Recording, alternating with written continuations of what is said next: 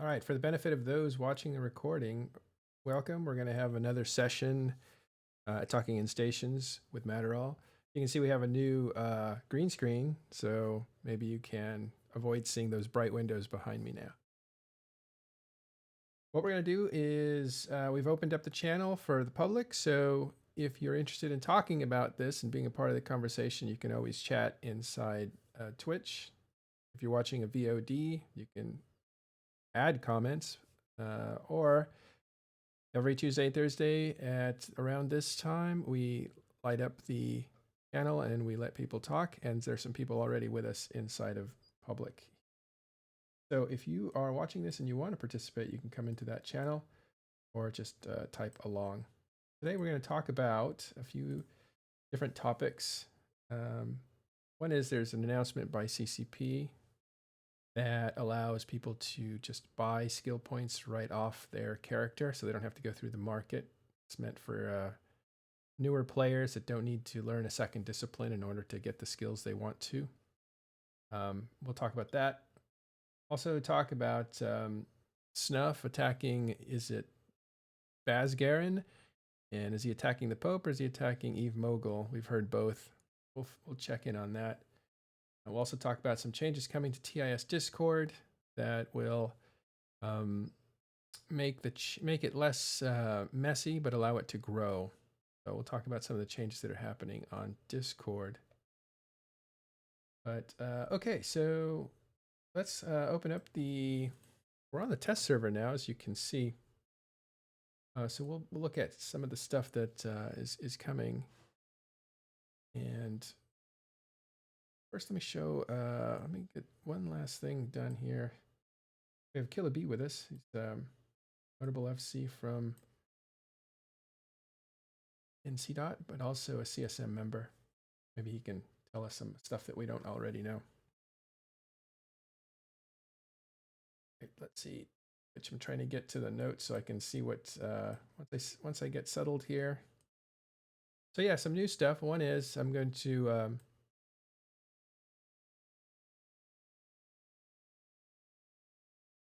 why am I? 1 second. Oh, I just got some message that I'm streaming the boat, which means that it didn't unhost. Can someone confirm that you're seeing the? Nope, can confirm it's you. You're on screen. Oh, okay. Yeah, if people haven't refreshed, sometimes Yes. the hosting doesn't correctly come off. So if you're seeing the Anthem and Deopa, just refresh the stream and you'll be back to Matterall. Yes, I should have unhosted him before I do that as a measure, but yeah. So everybody refresh that wants to see the actual stream.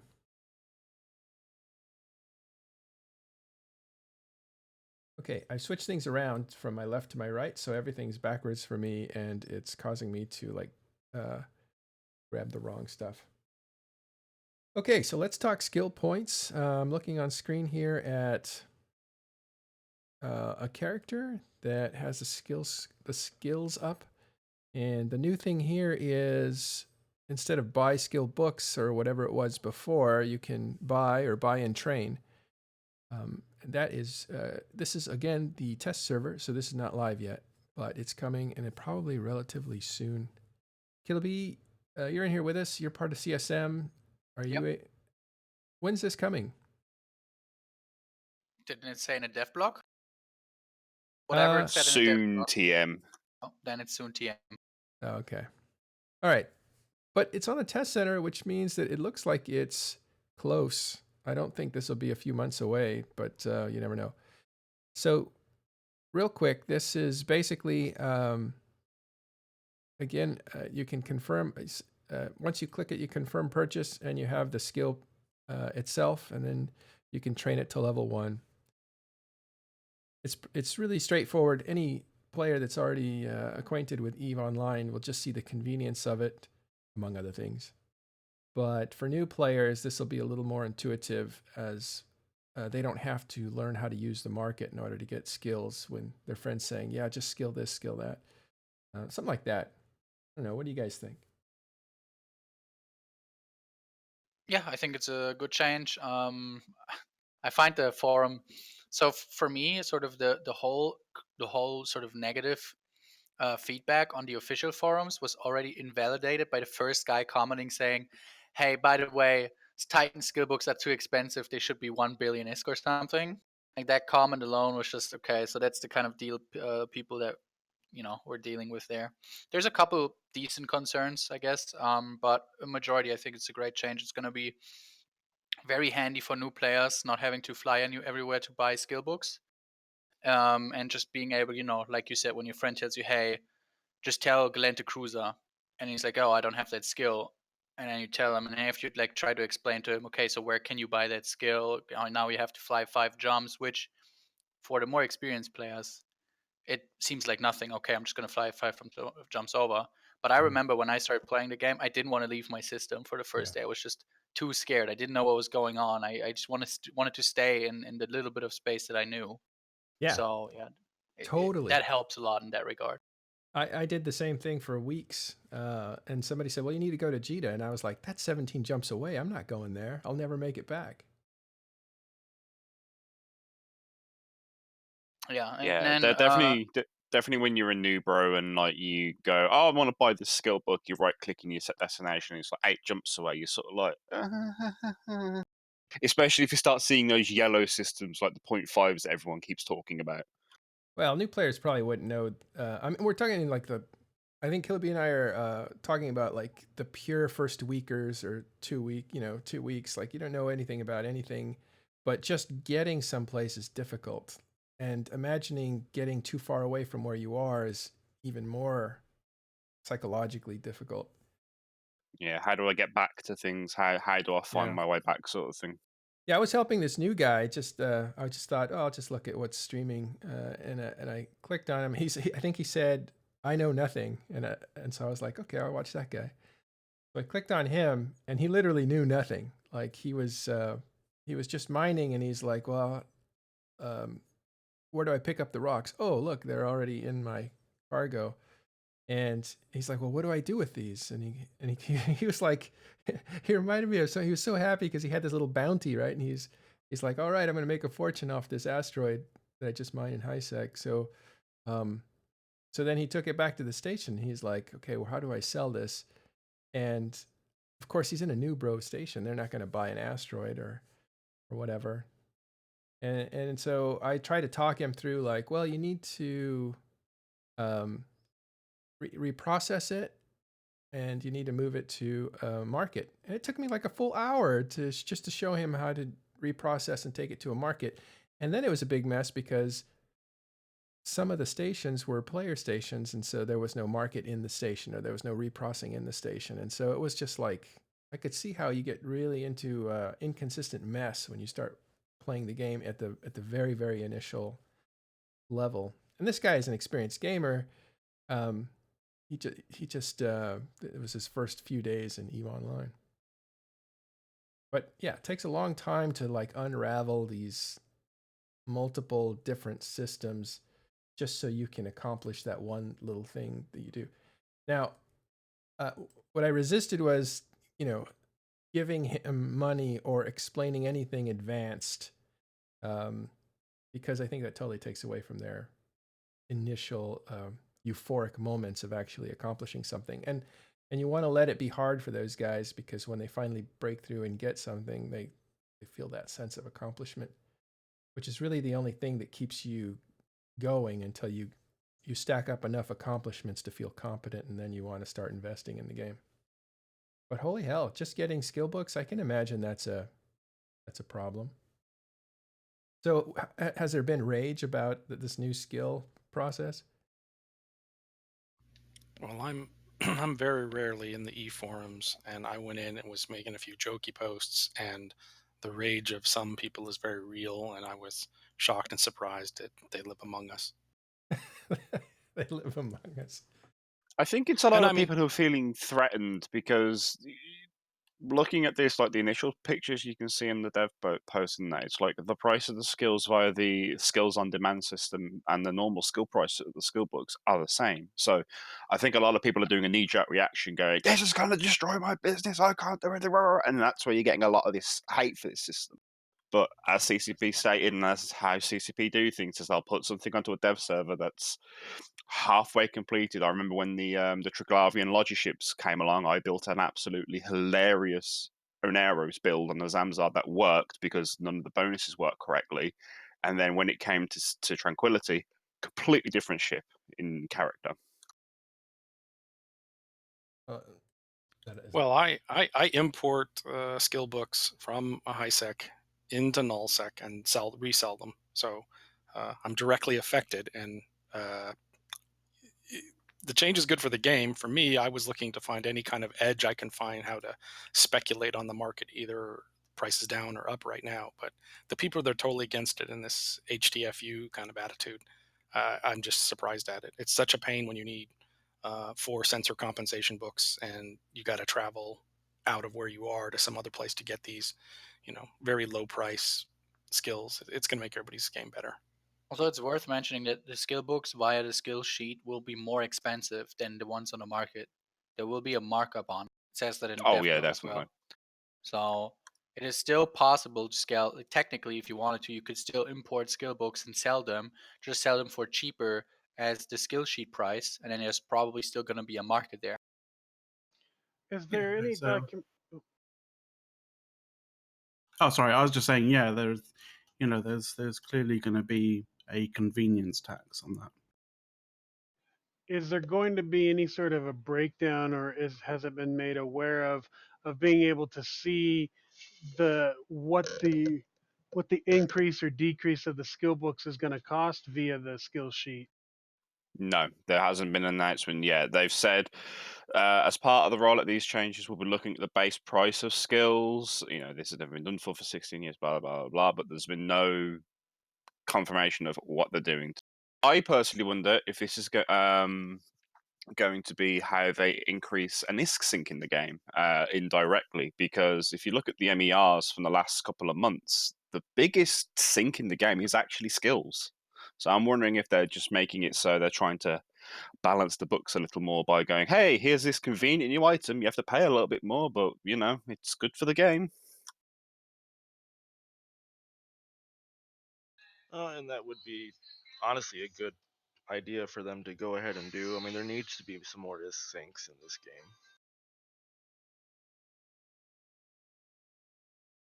Well, I just don't. I can see the. There is nothing that CCP can do that is a fundamental change to the system that some people won't question, and it's almost built into the DNA of every EVE player to be suspicious. But I think the skills, probably the skill books and that people are buying, I can imagine are, because if it's going to be a huge money sink, it's probably the expensive skill books, and that makes me think it's not only capital ships, but some of the Triglavian skill books and stuff like that. Well, the Triglavian skill books aren't going to be available through this system because they aren't market seeded. They're drops, same as the drug skills and a few others. So how they're going to affect them? Probably just base increases, possibly. But the Triglavian skill books are all player costed, so they're not given here's an NPC price and you do what you want with it. The players make the prices up for all of them, so. Well, I don't know how they're going to be able to do that. Yeah, that's my point. That the players, I mean, the money that is made from the skill books, I imagine it's. Well, I guess that wouldn't be players, would it? Unless we're talking about Triglavian ships, won't be affected because those are still going to be rare. There. Okay, now people can see who's talking. I don't know. It's hard to find a downside to this, except maybe what Dunk was saying, that it was kind of nice to be able to speculate out in space. That definitely, that market is ruined. If for a certain amount of skills, maybe the lower skills, the more common skills, not the rare skills, you can't ship skill books out into deep space and mark it up to make a profit anymore. But Dunk, I always thought that was a pain in the ass. Like, just collect. I mean, it took up a bunch of skill orders. Sorry, it's a bunch of market order slots just to sell the occasional, turret skill or something. Hi, Ashrathy. Yeah. You can still haul stuff and sell things for a margin. Exactly. You think I think there's going to be a it has hard a cap on the maximum. margin now. Yeah, there's going to be that hard cap on the margin now because you can't really sell items more expensive than what they're going to say. This is your convenient way of buying it. So I suppose it's going to hurt a lot of people that do massive margins on their skill books because they're they're the only importer of things into their particular region. But to the people that do it, especially in big blocks like Goon Swarm, NC Darp, PL, Test, that sort of stuff, they're already doing it at a fair margin anyway. So the convenience tax is probably going to be the same, if not even a little bit more than what most people see in the nullsec hubs. The thing that I see out of it is that this is like providing skill books to those outer areas is just something that you have to do. Like it's a hurdle to jump through. So I don't know if people are necessarily doing it strictly for the profit, or if it's because it has to be done and they might as well make a profit on it. If you're just trying to make profit margins by moving things to the edges of space, there's going to be plenty of opportunities to do that without skill books. Think so, Dunk? Oh, he's gone. He had to go. Yeah. Okay. Well, I don't know. The system looks pretty easy enough. I mean, it's really just a natural extension. It's cutting out the middleman of buying the skill book and then buying the buying the skill books and then investing the skill points. You can see we have the test center up, and let's just go to one of these. You can buy the skill here, and you can buy and train here. So these are the two buttons. I don't know if my mouse is but buy and I gotta train say, looks like.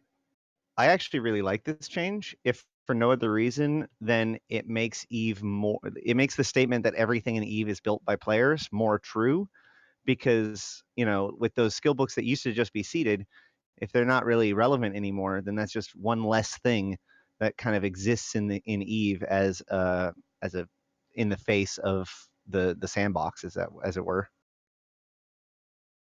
In other words, it's one less thing that people didn't build.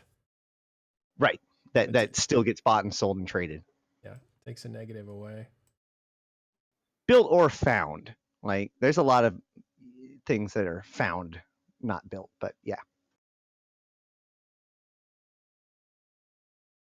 Well, I guess that's pretty cool. I'm trying to think in terms of like if I'm just coming to this game, when I'm looking at this system, that just seems a lot easier.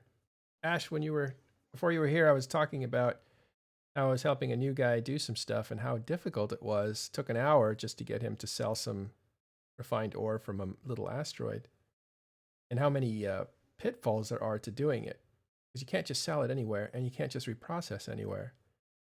So when somebody says, yeah, just mine something, reprocess it, and make your money that way, it seems like a simple statement. If you come to the game and you don't know any of the systems and how things work, you've got to master like 3 systems in order to accomplish that one task. Right. You have to be able to mine, you have to be able to reprocess, and you have to be able to use the market. Those are 3 different mechanics that most people takes a while to learn, especially the market. Right. And especially when you're talking to new people, you need things that are very doable. Like somebody should be able to stagger their way through a process and at least make it to the end of it, even if they're not efficient about it or doing it the best way. They still should be able to stagger their way through it, because if they can't, then that is a frustration. And if that happens very early on to a player, they may not blame themselves, they may blame the game itself and then just leave. But at the same time, couldn't that come into play where we need better in-game tutorials to break it down rather than simplifying the game, provide players with a better tutorial system? I think it's a combination of both those things. Obviously, I think there are systems that are needlessly complicated, but also there are tutorials that are not sufficient. One of the things in that note, if you guys saw, CSP Carker is experimenting with a new feature, which will allow you to send a hot link to somebody that will point at a feature on their UI. So when you say use the market, you can actually link the market, and if they click on that word, it'll point the arrow to where they are, where it is on their Neocom, which I think is really useful. As a matter of fact, I plan on putting links in my notepads just so that when I need to find something, I can click on it. That's on CC already, isn't it? It's I supposed to believe be. so, yeah. Yeah, I have CC open. I should try to do that, but I need another person to do that. I'm on Sissy. Can you friend my character? I don't know where to meet you. Are you in Jita by chance? Maybe you can meet me in local, and then we can. I'm on an alt called Martin. I think that's very German, by the way, Killaby. Martin. All right, I'm heading to Jita. When you get there, let me know. That way you can point things out to me. We'll test out that system. That's pretty cool. What a great way to allow you to. I mean, one of the problems with it took me an hour to talk that guy through mine. He already knew how to mine, but how to reprocess and how to take the minerals and put them in his cargo and then take them to the market. It took an hour just for that. But if you could, because I had to describe things and there was a lag on the stream. So as I would say, do this, he would try to do that. And then I realized, oh, maybe I wrote the wrong thing. So then I'd write, I meant this, not cargo, but inventory. Easy mistake to make, by the way. I mean, And if totally mixed the guy up, and we're just tripping all over each other trying to communicate. But if somebody could point to the screen and say, here, that would be amazing. So we'll test that out in just a second with Ashtarothi. Go ahead, McLeod. Sorry. I was just going to say, if you and Ash are on the test server, you can always use the /move me. Oh, I did do that, and now I'm under attack. I forgot. What did he do? I'm still in faction warfare on Sissy, apparently. Oh. Who's attacking you? Is it the military of the opposing? Yeah, the Caldari Navy. Well, blow up. Yep. All right. I am in space, though. You should have just both /moved me to FDMLJ, something like that. So in chat here, Dino XYZ is he says, my first 3 weeks in Eve were amazing. I am shedding a tear here. Is that sarcasm? I can't detect it. Well, if it was sarcasm, he should have finished it off with /s.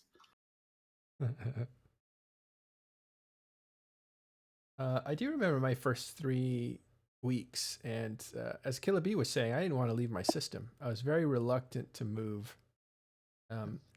The guy that dragged me into the game's like, oh, you need some equipment. Well, just go to Jita. That's where I'm at. I'll give you some equipment. And I didn't want to go. I distinctly remember it took me a while to realize how the moving through to different systems kind of function worked. Like once I got it, I was like, oh, okay, right, like the penny drop sort of thing. Mm-hmm. But yeah, that initial kind of something so simple and something that Eve players now don't really think about at all. Yeah. But if you're coming from certain games that are completely different, like the idea of traveling to a Stargate that fires you off to a different star system, you have to kind of get your head around it first. Haven't you heard? I heard this from somebody that if you get a new animal, especially cat, if you get a new cat, what you need to do is put it in the bathtub and let it kind of understand its confines, right? Like you don't just let it go into your apartment or house. You put it in the bathtub and you let it kind of get used to its confines, and then you pull it out and put it in the bathroom and let it kind of explore that. And it's exploring this area and stuff like that. And you actually grow the space out until finally, then one room, obviously, like wherever his main room's going to be, leave him there for a few hours or whatever. And then you let him go around. And I think that's interesting that humans are like that too, to a certain degree. Matterall is under, investigation from animal welfare, so I don't know. Somebody told me that. It's not like I have a bunch of cats. And like 5 bathrooms. It's like you can't use any of the bathrooms. There are all the cats. Yeah. So Dirk McGurk is saying inside TIS Public that I can't believe that people are crying about this because it's such a fundamental change. I think he means it's so basic and useful that the people complaining are really just complaining to complain. Yeah, don't turn on the water when the cat's in the bathtub. Dunk Dinkle says, please don't drown animals. I think probably most of the people who are like complaining about this are the ones that like seed like drone rigging at like 10 million ISK well, or like 100 million ISK in like random places that obviously don't have it. there's always going to be people saying this is not the Eve I remember, right? Like this is not hard enough. It was really hard when I played, and that was what was good about it. And I'm trying to think about what they're actually saying there, and try to sympathize with it. Try to empathize with what because everybody has a point. So what's their point? I think their point is you're diluting my progress by making it easier for the next guy. Yeah. Either that or, yeah. So there's a lot of people that conquer Eve in one way or another with this promise that will be meaningful. And so it's kind of like in another video game where, you know, if you spend months, you know, grinding for X special item and then like a week after you get it, it turns out like they change the rules and now everyone's just given one. Yeah, you still have it, but they have now taken your victory away from you. And so I think that there's a lot of people that might feel that way because Eve definitely presents itself as a system to be conquered through its understanding. So anytime that becomes you know, less of a thing, people may feel that their accomplishment has been devalued. I know a lot of people felt that way back when exploration changed, but this is just one of those knee-jerk reactions that I think kind of works itself out in the end. I don't think anybody wants to go back to pre-Odyssey scanning.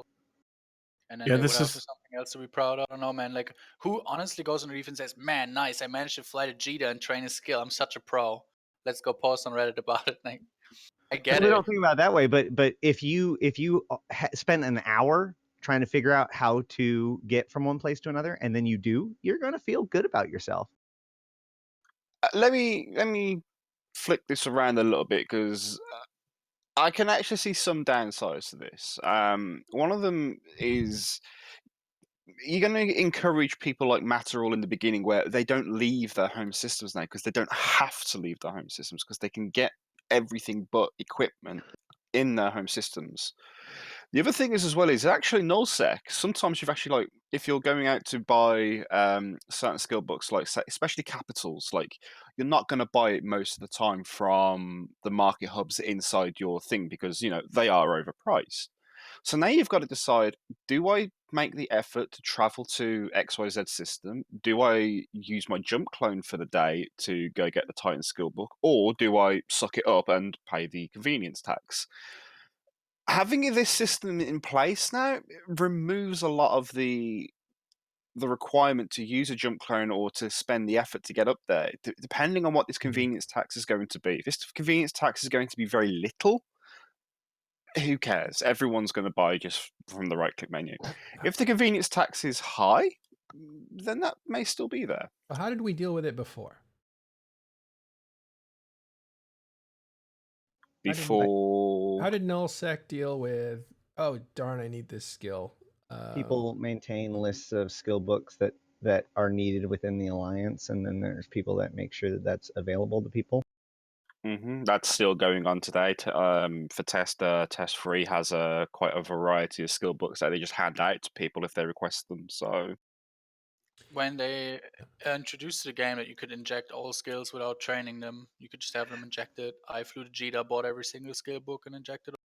That's actually a very That's how interesting I dealt side with it. effect, which is that in our corporation, because we are alpha clone focused, we actually just have all of the skill books that an alpha clone might need or want, And so when a new person comes in, it's not that much money for one of those packs. So we just like give a new player a whole pack of like, okay, well, here's all the skill books you need to do the stuff that you want. We can't do that anymore. We'd have to be like, okay, here's a list of skills that you need, and I guess some ISK. Hopefully you'll spend on those skills. Yeah. But that's another thing, right? Like somebody's thing, because everybody's looking to kind of corner a market, whether it's be good at PvP, be good at PvP or scanning, or being really good at the market, or being really good at hauling. Like everybody's looking for that little niche to distinguish themselves. And one of those things might have been, I'm going to create these packs, like this is a pack for a Caldari cruiser pilot. And then you put all the skills in there, and then you put that up and try to make that attractive, like in contracts, for instance. I wonder if there are any of those kinds of players left. Well, I guess there is a good point in the fact that you can still do all these things, because the skill books will still be there. And there is still a certain convenience for a new player, as we were talking about. New players don't really appreciate all of the nuance of it. So you want to keep things as simple as possible to make it so you don't overwhelm them. So it may still, in fact, be valuable to just be like, here, inject all of these and just give them a stack of skill books. Mm.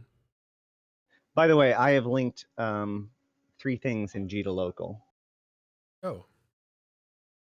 Oh, look at that. I usually don't look at Jita Local out of habit, but now let's check this out. Since we're on the test server, it's nice and quiet here. This is really weird. This is fantastic. So you're linking, this is Ashtarothi linking to me, the activity tracker. So let's click on that. Wow, look at that. Brings up a little thing that points at activity tracker. So chat channels. Oh, it's always pointing to where the thing that's blinking. Okay, it's blinking it. See it? Chat channels. Fantastic. So it's really not that intrusive, but you really have to know what you're looking for. So I'm going to hit Neocom. Blinks in Neocom. And these are things that I did earlier. We go to them and shut them off. Okay. So daily login campaigns. I don't even know what that is, so I'll click it. It says it doesn't exist, so that must be something.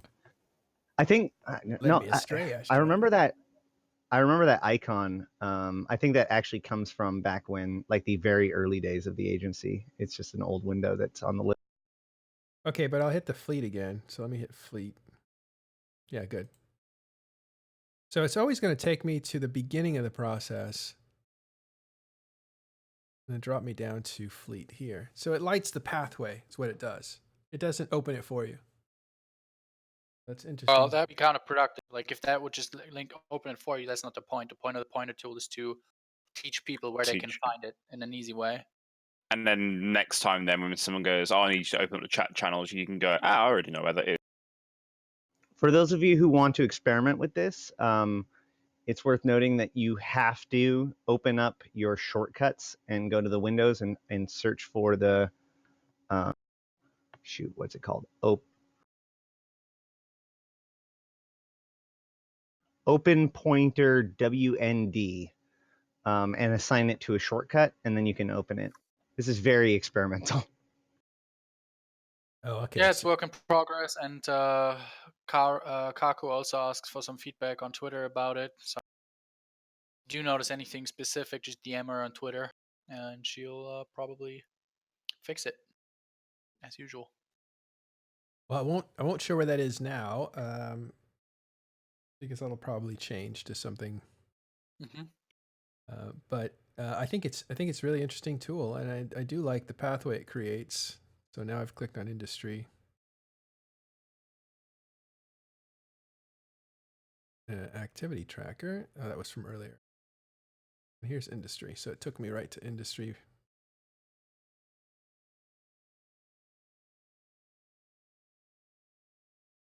Well, new way to teach your friends or teach new people. You don't have to point on their screen anymore or share screens or talk them through. You can now point things out. This new thing that's being built for or I guess passing of knowledge to newer players. I think that's pretty cool.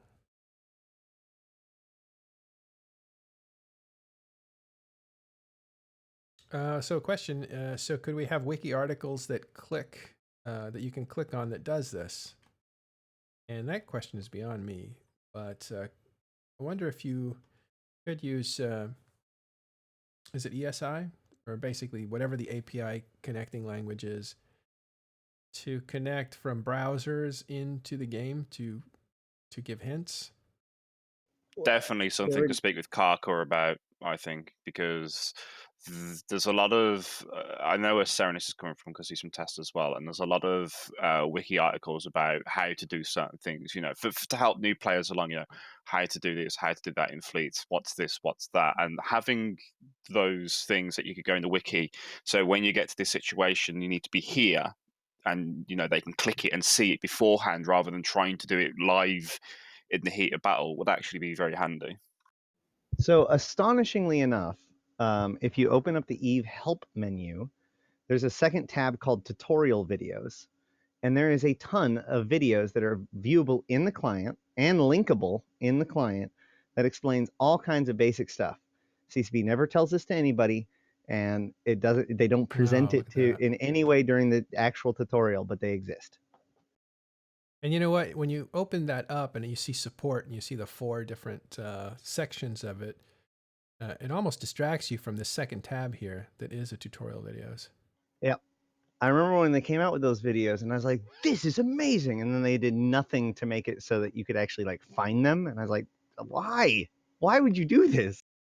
Well, maybe they know something we don't, and the people who needed to find them were finding them, but the experienced players that are in the meta talking like we are, this probably just didn't come up. It would Given the actually be fact that better I've if yet to meet a new player that has actually known about these things, Oh. I don't think so. Oh, okay. I wonder actually if it'd be better to actually flick that around so Eve Help has the tutorial videos as the first option, and then the second tab is everything else that, you know, more experienced players will want to use. That makes sense because the way I've learned it is you never want to teach beginners at the beginner level. You want to teach them at the intermediate level, and you don't want to teach experts at an expert level because beginners won't be beginners very long, and experts will always find their own way. So you always want to teach the intermediate level.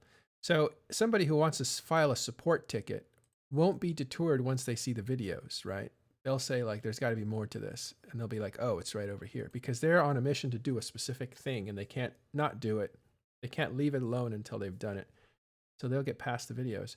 But people who are like, what's this button do? And checking things out, when they stumble upon it, they'll say, oh, okay, that's support. Don't ever need to look at that again until I need help. So they're gone before they ever realize this tab exists. So it almost feels like you're right. That should kind of be in the way of somebody who wants to get to their expert, I'm going to file a ticket thing. Well, it also just makes sense that like in the tutorial, when they ask you to scan, there should be a little hot link that opens up the scanning video in there. So that way, A, it's contextually helping you out with the thing that's happening during the tutorial, and B, teaching you that these videos exist. But what do I know? What do we know?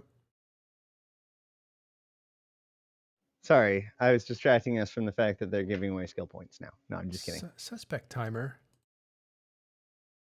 Well, look at that. So you can link those videos. That's good. Yeah. It's been that way for a long time too. It's a different color. Right. In the last patch, they made it so that all of the things that you link are now going to be different colors. So you know what kind. So you know, like a web link versus a fleet link. So that way you no longer, you know, people can't trick people that way anymore. You can't get L-minored again, or web linked or chat channeled instead of kill links sort of thing. Yeah. So the local spam gets a little bit less. God damn it! Why have you tricked me again? Won't someone think of the trolls? Hey, I'm in test. We're the most prolific local abusers. Like this has been like a massive culture shift for us because now we can't do this. We can't trick people into like the L minus. We can't trick people into the garden channels and that sort of stuff. So we were fundamentally upset, shall we say? I would argue you still can. They just have to be dumber. No comment at that point. Well, okay, so those are the two things that are new, that are being experimented with. We don't know when they'll enter game, but the first thing is you can now buy skills straight out of the skill queue. Let's look at that one more time. Oops. Click on the character. No, why I'm clicks behind. Okay, that is just ridiculous. There it is.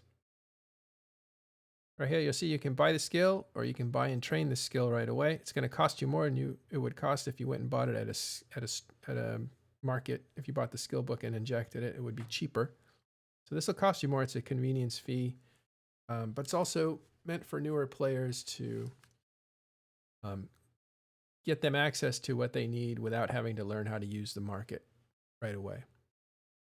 I'd like to see a sort of scalable convenience tax. So for the bare skills, the sort of alpha skills, there's very little convenience tax on them. And then as you start going up the skills tree, so you start getting into like specific ships, specific for T2 sort of things, you get like a 10% bonus. You get into capitals, it's a 20% convenience tax, and so on and so forth. That way, then you're making the more experienced players, because in theory, by the time they get to these ships, they're more experienced. These are the ones that are making the debate of, do I take the 10 minutes out of my time to go to a station to buy this skill book and save X amount of ISK? Or I'm a rich so-and-so, I don't care, give it me now. And the second thing that is interesting, we don't know when this will be out too. You can give feedback to CCP about either of these. But this one is pointing things out to other people's screens. So Ashtarothi, who's also on the test server, has sent me these links. And as I click the link, it'll light up the pathway, as you can see, directing me and showing me how to find in the future the same thing. So yeah, it gives you a little shortcut. I've seen this on web, on interfaces actually. At work, we built an intranet, and this was one of the functions we wanted to do to light up a pathway so people could actually learn how to use it on their own. So that is really cool. Those are the two things. Skill points coming to you directly for purchase for ISK, and shortcuts that you can put on other people's screens so they can find their way. That'll help new players. I don't know if you saw the granularity that I could have, but I just posted a thing to activate gate, which doesn't appear on my screen right now, but if it is on my screen, then it'll show it. So only if I have a gate selected, and then oh wait. See, let me undock. Never mind, it doesn't seem to work anyways. It says, doesn't appear to be on your screen right now, even though it is. Oh wait, no, that's... Well, I need to undock. But, and this is Jita, but on the test server, you'll see a deserted Jita. Don't panic. There we go. I got it to work. Hmm. It was jump, not activate gate. I do not understand the huge delays in my client. It must be because I'm streaming, but I expect to see space by now, but I just see black. It's Sissy. Okay. Yeah, CC has all the systems on one node effectively. Oh, that makes sense. They don't waste a lot of computer. Uh-huh. Okay, so here's the direction sent to me by Ashtroth, the jump, activate gate, dock. Okay, well, let's just do the one that's close. Yeah, so if you don't have the station selected and you click dock, it'll just say dock is not on your screen right now. But if you do have the station selected, then it points to the dock button, which is pretty nice. Oh, I see. And so yeah, you're right. It didn't do it for me though. It just showed me where it was. Well, that's an interesting problem, right? When you hit a command like that, like dock in which station. But maybe it just needs to point to that. and give Well, instructions. in theory, this is going to be used with someone who knows what they're doing. So they're telling the dudes what station to click on. So they're looking through it through their overview. So they're going, look for G244, Caldari Navy, XYZ. So they click on that and they go, okay, what next? And then you go, right, you need to click dock. And they're like, well, where's dock? And you go, well, here's a link. This will show you where it is. And then brings that menu up for you. And there you go. Yeah. So, okay, that makes sense in that you really wouldn't need this to be on a website, because you wouldn't have those variables covered by the person who's helping someone along. Anyway, this is a tutorial tool to help you help your friend activate gate. If I click on a gate, I think, no, I probably have to be within range, but if I hit jump, it'll tell me this is how I jump that gate. Okay, and to dock, I have to have the station selected. Hit dock. Oh yeah, dock there. Can we link take the bridge? Because that would be awesome. Let's try it.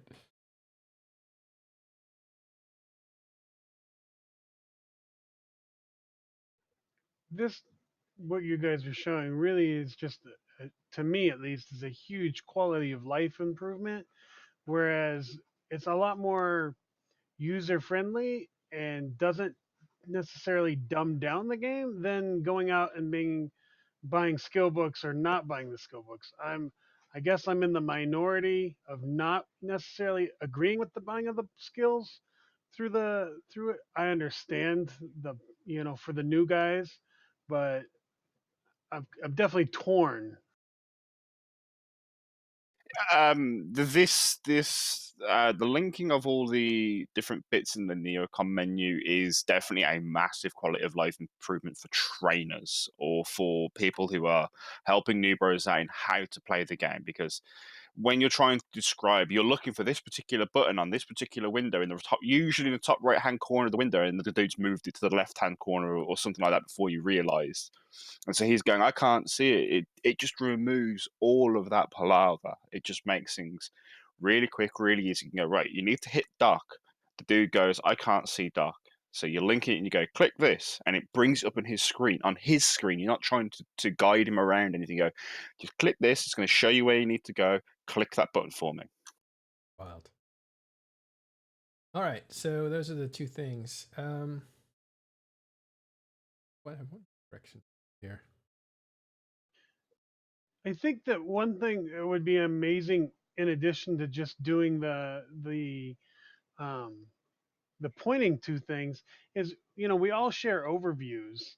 What about doing a window, like this whole pointing things, like having a window setup for individuals in addition to being able to how to point things out? Well, give this feedback to CCP Carcour. If that's hard for you to spell or remember, you can find this on EVE Online forums. If memory serves me right, the CSM have already had big debates with the CCP over the default overview needing to be changed and tweaked. And I know Jintan was very, very passionate about getting rid of well, not getting rid of, but overhauling the default overview to be more relevant. Yeah. It's good. It's hard to think as experienced players. It's hard to think back to when what new players really experience. You have to literally play the game with them to see like all the stumbling points, or you have to go back and try the tutorials again. And it's interesting. I have a few people that have told me I tried EVE, I couldn't play it, and I was curious, and they would say stuff like, I lost. I think they launched drones and jumped out of system and couldn't find their drones again, and just said like that was it for me. Like this game is too frustrating. So there's just pitfall after pitfall. Oh, and they ran out of ammunition and couldn't figure out where to get more ammo. And I think Eric said this in the last CSM.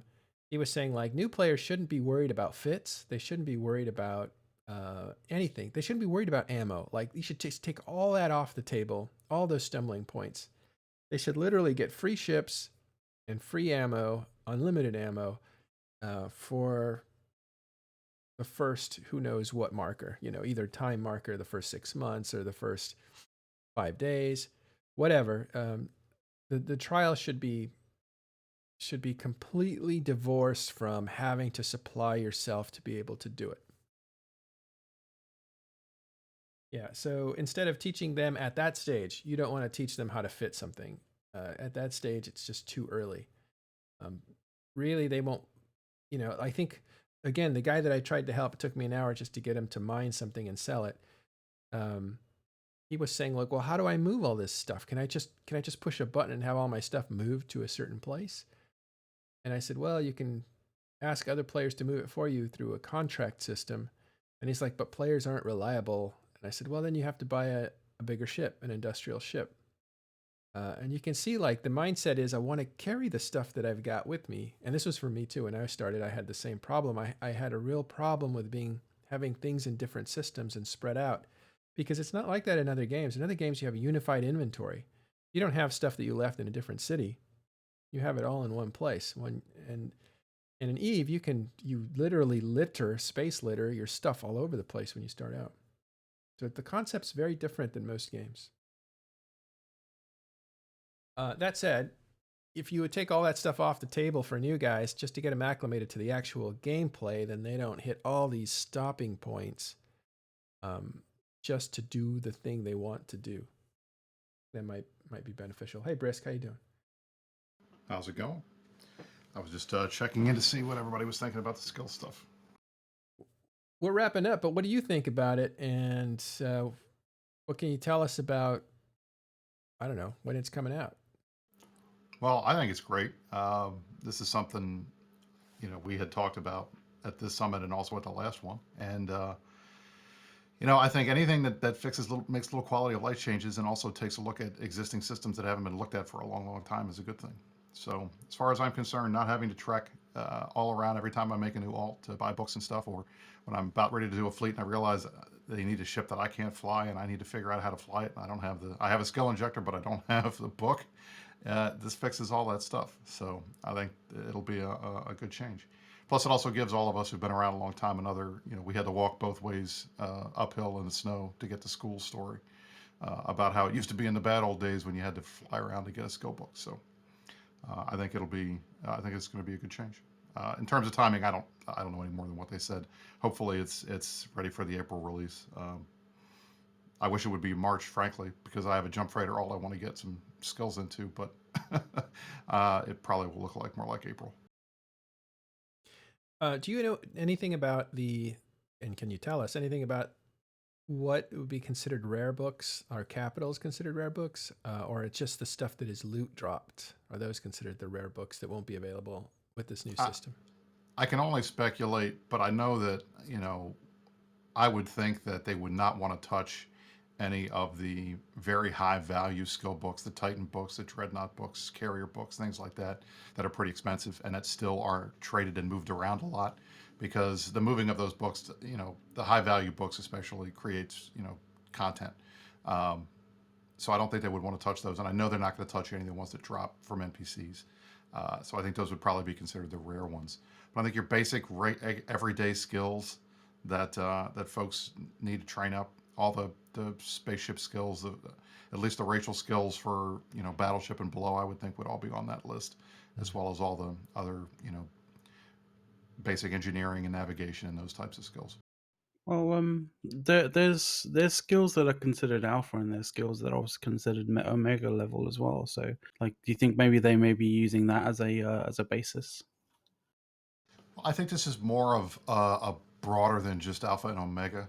I probably would guarantee that all the alpha skills would be available, but not all of the omega skills. Okay. But it's hard to say. There's some stuff that they can use, that omegas can use, that are considered rare or expensive, and I don't think they want to touch the market. I mean, that's one of the other things that I liked. I was talking to one of my buddies who does a lot of skill trading.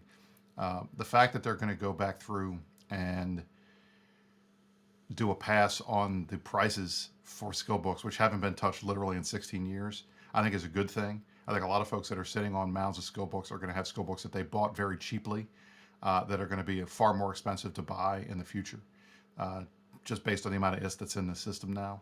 So the fact that you can still buy frigate books for 100,000 ISK and stuff like that needs to change. And hopefully they'll jack the prices up on those so that the folks that are sitting on mounds of existing skill books won't see a huge decrease in their revenue. And at the same time, they're also going to do a markup. I don't remember what exactly the number in the dev blog that said they were looking at, but I would hope that it would be something along the lines of 30 to 50% markup for people that are buying skills off the character sheet rather than buying the skill books, so that there's still a market for it, and that it's more of a convenience thing than anything else. The key is that it says that it's going to be core skills, but my gut is that it's going to be related to whether or not the book is seated at every academy or not. I can see that. I can see that.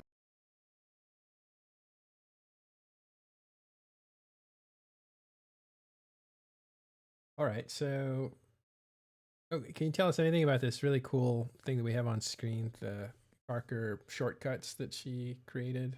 And we give her a lot of credit because she works on these things that are called QOL, quality of life improvements, and she's always making things that players that have been around a while really appreciate because it makes their life a little bit easier.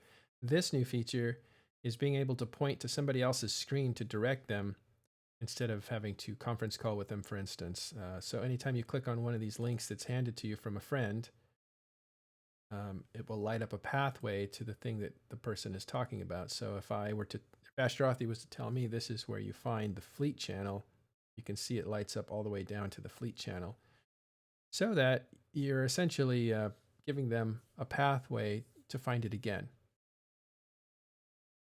I think it's great. And I told Carker this when we were in Iceland, because the fact is, trying to get a new player acclimated when you're on comms with them and you're actually talking to them, that's the number one best way to get somebody who is new starting the game to stick around more than a half an hour.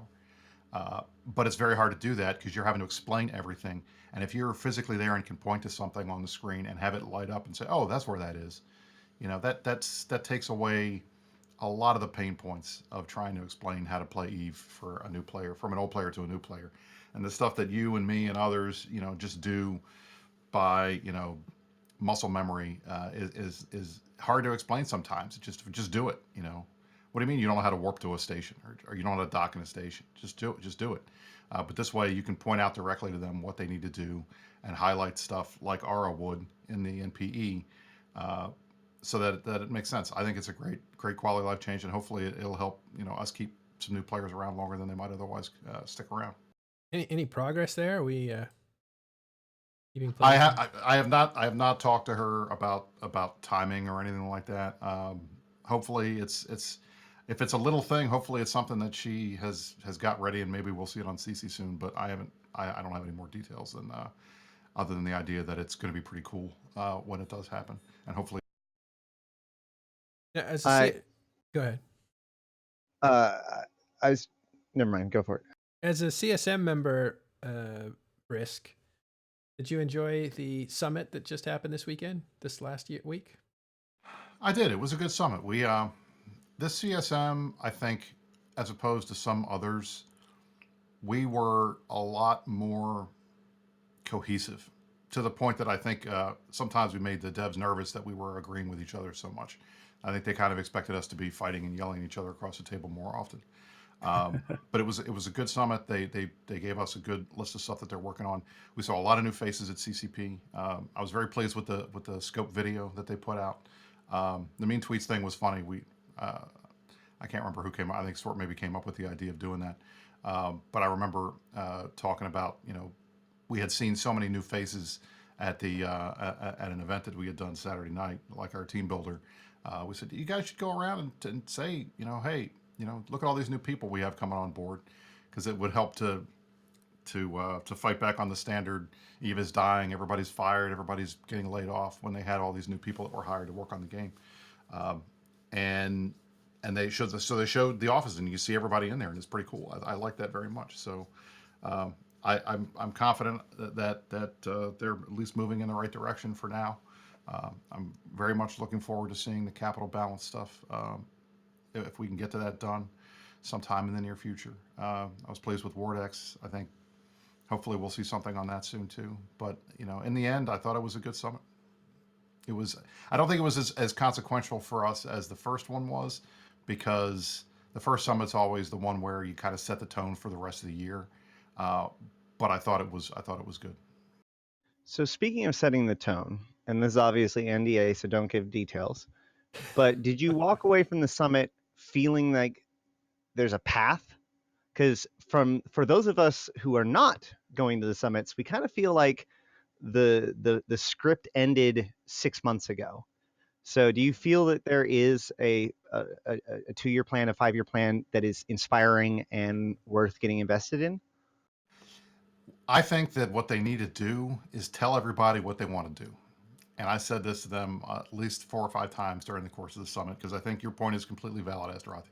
There is a belief out in the community that these guys don't have a roadmap. They don't know where they're going. They don't know what they're doing. They don't have a vision for the game.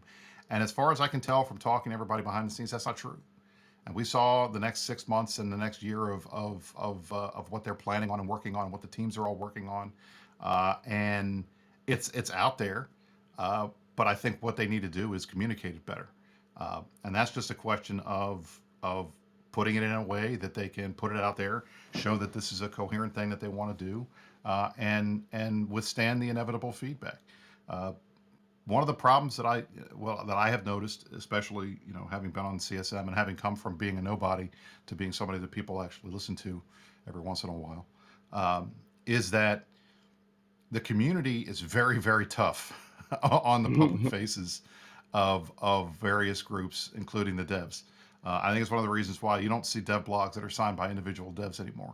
You're not seeing stuff written by Fozzie or written by Raj. You're seeing stuff that's written by the Eve dev team or Team 5.0 or Team Security, because they don't want to put targets out for the community to put their wrath on if folks don't like a specific issue. And I think that's bad. That's something that we have done to deter them to communicate with us plans that are not completely baked yet. And I think that's frustrating to me, because I would like them to err on the side of transparency. But at the same time, when I'm in these meetings urging err on the side of transparency, give players more information, and then they do that and it blows up in their faces and everybody gets mad. It kind of is a deterrent to keeping that communication going. So it's kind of a vicious cycle. Yeah. And You ever I feel get frustrated responsible? with it. You ever feel responsible for telling them to do something that gets them into hot water? Oh, absolutely, yeah, absolutely. I think the perfect example of that was poor Rise when he put the fax changes out last September or August, I guess before the summit, because that was all stuff that I'd been pushing and others had been pushing him to do. We need to nerf faxes more, and so go ahead and put this out. We think the community will like it, and they hated it and they dumpstered it. And I apologized to Rise at the summit. I said, "Hey, dude, I'm sorry about that. I didn't think it was going to be as bad as it was."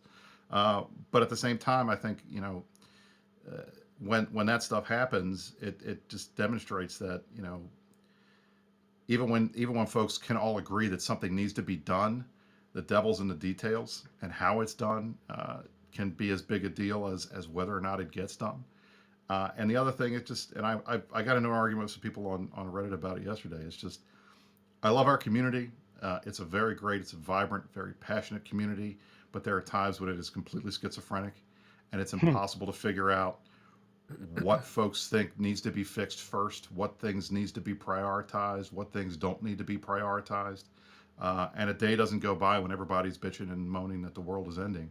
And after a while, the negativity just gets to the point where it's just like, guys, nobody's going to take you seriously if you cry wolf at every single thing. That's why some of these responses to the skill changes, I'm looking at them like, guys, come on now. This is a quality of life change. This is a good thing. This is reducing clutter and things that don't needlessly complex things that don't need to be complex in a game that's already complex enough that it deters 90% of game players out there from playing it. And it's people are still complaining. So it's I don't know. Sometimes I just have to shake my head and laugh. What I'm hearing you say is that CCP does have a plan, a thing. There's something to be excited about. They just haven't communicated it to us clearly. That is what I'm saying, yes. And I Okay. have urged them to do that, and I strongly think that it's critically important for the top three devs, the triumvirate as we've been calling them, to put a statement out of here's where we're taking the game in the next year or two, so that players get that idea. Because that's one thing that Seagull did that I think everybody appreciated, is that we had this roadmap that was planned out for a while. But then again, even stuff that was on there that ended up not happening, people still complain about it. So I can understand why they are hesitant to put out ideas and stuff that may not ever come to fruition, or that may change or be moved around, knowing that anytime they communicate anything to the player base, even if they say this is tentative, we're still working on it, it's not fully formed, this may or may not ever happen, that a solid portion of the player base is going to take that communication as a promise and hold them accountable for it if they don't fulfill it. So it's I can understand why they don't do it, but I would love to see it. I flat out told them, you guys got to give us a roadmap. Players want it and they deserve it, and folks are going to keep saying that there's no roadmap until they see one. So it's in your interest to do it. That's something To that me, go we ahead. as players should try to encourage to, like, always lean towards the positive if there's any doubt at all. Like, I don't think we do that enough as people on our Eve or in our alliances.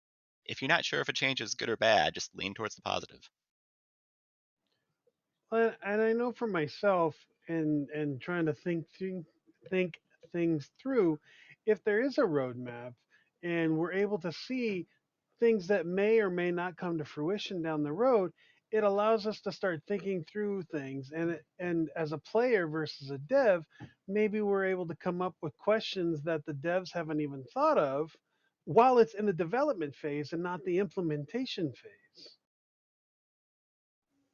There is one thing that I want to comment on that's kind of relevant to this conversation, which is that CCP just recently updated updates.eve online, and a lot of the three things that were slated for winter got moved to spring, and a lot of people kind of were like, "Oh, see, CCP isn't doing anything." Let me point something out. So the generic winter or spring or whatever it says on updates, basically just read that as this doesn't have a set date. As soon as a feature gets a set date, it gets moved to those set dates. So for those of you who think, oh, they didn't do anything in winter and then they just punted it over to spring, go back and look at the December notes, the January notes, and the February notes, because a lot of those things used to be listed as winter and now are not. So the things that got moved to spring are just the things that didn't get finished in winter. And as far as those three things go, the Neocom, the 64-bit client, and the skins, and the more balance, I think, is the other one. Yeah, those are all, they make sense that each one of those got punted an extra month or two. I'm not worried about it. Could anyone imagine the amount of flack CCP would get if they released a broken 64-bit client because they said they were going to release it on set date? Exactly. It's just not worth it. Like you look at all the big names out there now, like all the game companies out there, they just release games on set dates and how much flack they're getting, and then you get other game companies that are releasing games when they're done, sort of like CD Projekt Red and that sort of stuff, and they get praised for it because people don't mind waiting for things that work. And this is Yeah. what I think CCP are trying to do and are starting to do, is they're trying not to release half-baked ideas, because every single time they've done it, they've got absolutely hazed for it. Yeah. Exactly. Exactly. No one need to name games and stuff, but fairly recently, Anthem's being slated by critics and stuff because of the fact that it feels like it's been released as what they call an MVP in the business, which is basically the minimum viable product. There you go, minimum viable product. Fallout 76 was another one. Jesus. You just got to look at it as a case of big name, big companies with big budgets make fuck ups. Guys, CCP, that's the thing. Everybody does. Yeah. Guys, everybody does. But like it's just one of those things. Guys, I'm sure ring mining is coming anytime now. They disavowed that change, or they turned it into moon mining. I guess you could argue that. We basically have comment mining now, essentially. Yeah, that's fair. So you can't You can't discount that. We saw a lot of other stuff that hopefully, as it gets closer to prime time and gets shown up, that people are going to be excited about. I was very pleased with the stuff that they showed us. I just hope that it's going to be, provided to the players in a timeline sort of manner, so that people have some idea that this is where the game's going over the next year. But the fact that they were willing to talk about stuff that we've been pushing for a long time, capital balance, war deck changes, things like that. That's they're listening, and they're doing stuff that needs to get done. And I thought it was funny to see Reddit go apeshit this morning when the stuff was moved from winter to spring. I mean, spring is what, 2 weeks away. Obviously, it wasn't gonna hit. Yeah, It wasn't gonna hit in wintertime, guys. So They chill. moved it from yesterday to tomorrow. Right. It's like it's not that big a deal, guys. Come Oh, on. the humanity. I have another potentially tricky question about the summit.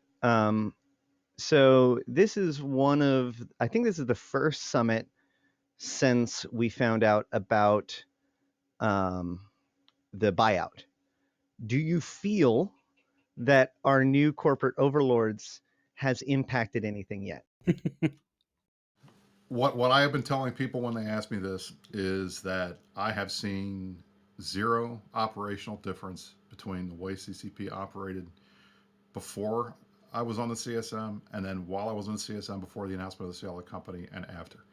There have been no Pearl Abyss people at any of our meetings.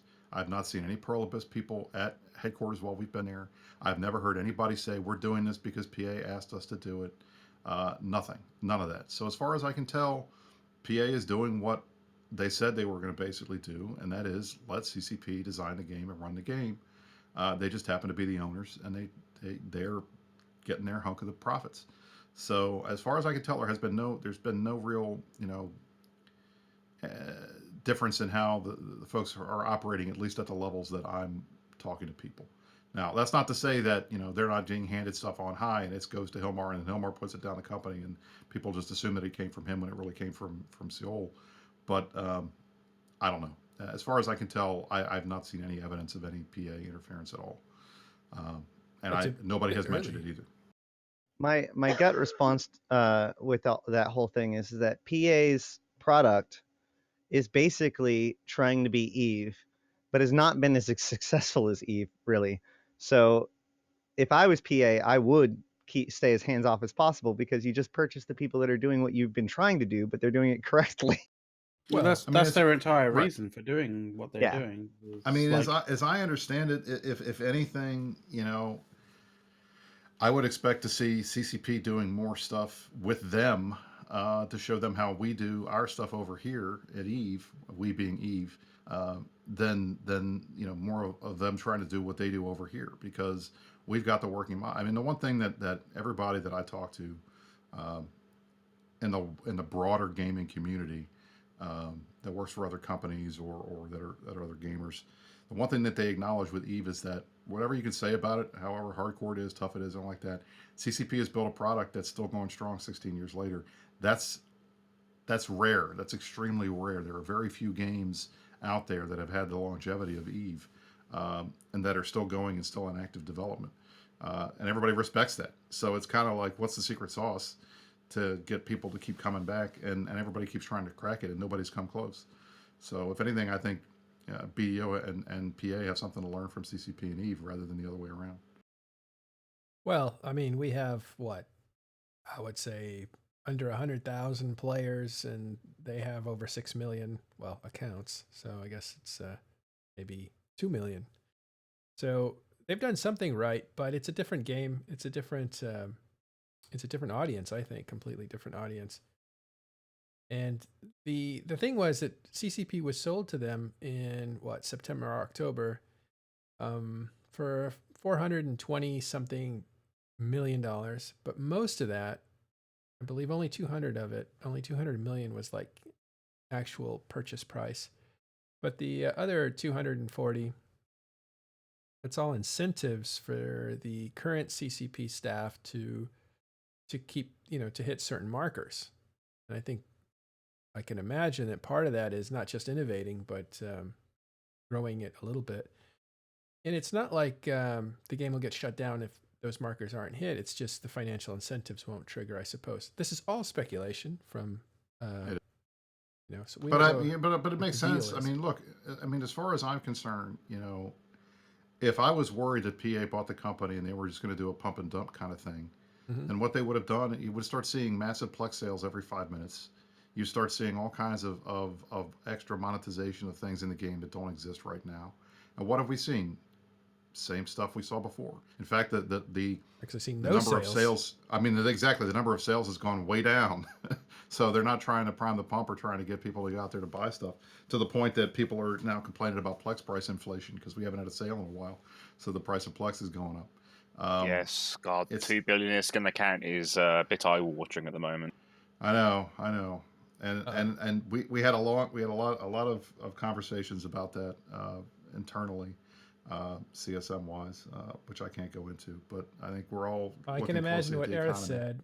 He said, "Look, if you want people to play this game for free, the money, the ISK per month that you need to play an account has to be at a certain number, and you guys are probably surpassing that number now. So you need to figure out a way to lower it." What I'm I'm thinking. not going he to go said. into detail of what he said. I mean, the one thing that I think we had a lot of conversations about it, and I think the overall tenor is that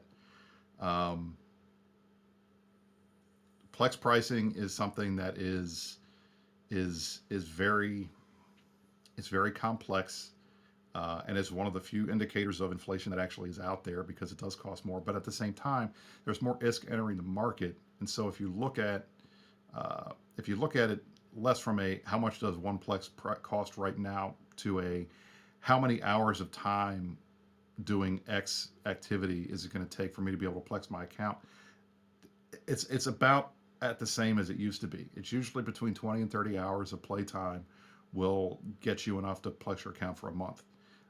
And that's kind of where we are now, just because people can make such vastly larger amounts of ISK in the same amount of time that the prices keep going up for playtime. So in that regard, it's about the same. So that's one thing where I would say it's not a huge issue right now, but there is going to be a tipping point at some point where the price gets to be too high, and the CCP is going to have to step in and do something. Well, what about that middle class of Eve player that's doesn't have access to the safety of or the infrastructure to make hundreds of millions per hour? Like, there's some people that really can only make say 20 to 30, 40 million, which is a lot even for maybe some other people. Like, what, those guys are hopeless if they're going to try to keep up with these Plex prices. Well, I mean, what I would say to that is that there are options for those players, and it's not a question of whether they can do What it, are those it's whether or not options? they're willing to do it. What are those options? Join Karma Fleet, join Pandemic Horde, So join now, one of the small, join one now, of the big nullsec groups that gives you Yeah. protection and gives you time to go crack. and then you compound the problem, Well- right? Because now you have even more security for an even bigger herd, and you're pushing everybody to these massive groups. Abyss T3 is Well, it's over a that million too. an hour. Right. I mean, there are look, the Or a minute. absolute, as far as I can tell, the absolute number one best ISK making, most profitable thing to do in games in the game right now is to run burner missions in Venal. And those will get you $1.5 billion an hour. That's almost an hour's work to almost Plex your account. I mean, if you know how to do them, and you have 1 or 2 alpha accounts that you can use as a puller, you can generate that kind of revenue. But you have to know how to do it. So that's something for an experienced player. But for a newer player who's trying to get into it and still trying to figure this out, the easiest thing to do is to join one of the big groups and learn. But and frankly, as far as I'm concerned, that's better for the long-term health of the game, because once you get folks into a group, give them a sense of identity, get them on comms talking to other players, those folks stick around. If you just have somebody out mining by himself at high sec, he's going to quit the game eventually, because it's not going to be fun for him. It's the community that kind of makes What about makes this game what's good. What about small corporations or beginning corporations? Well, I think that those groups have other things that they can do to try to make money. They can become renters. They can go out to different areas of space they can become wormholers. They can do a variety of different things that can generate ISK. It's not going to be as lucrative as getting in a super and going ratting and delve is. But nothing nothing is except for a handful of these high level stuff that folks figured out how to do. What? But there are options. People do Yeah. have options. It's not like it's impossible. Well, one of the problems with a well organized or a well organized situation is that the people who are organizing expect something out of the new player as well. And I think when you come into Eve, at least the way I came into it, I thought I want no expectations from anyone. I don't want to do any leadership stuff, and I don't want anybody to expect anything out of me. So I don't want to join a group if they're going to say, well, you got to fly with us, or you got to do this, you got to do that, or you got to move your stuff over to where we are. I wonder if those are like opposing. Hold on, let's be clear. Mhm. The question wasn't necessarily how does a new player make their first steps into the game. The question was how does a new player make that much money, make enough money to be able to validly plex. And I would suggest They're that, not. especially given the alpha program, that there should be no expectation of plexing for at least several months. Well, that's okay. Yes, true for us looking at it. But one of the draws to the game was it's a big universe. It has a market, and you can earn your time in the game. Now, as an experienced game player, I look at Eve and I think, yeah, I'll give it a shot because I've already played these other MMOs, and if I can play this game and have it not cost me anything, then that would be pretty cool.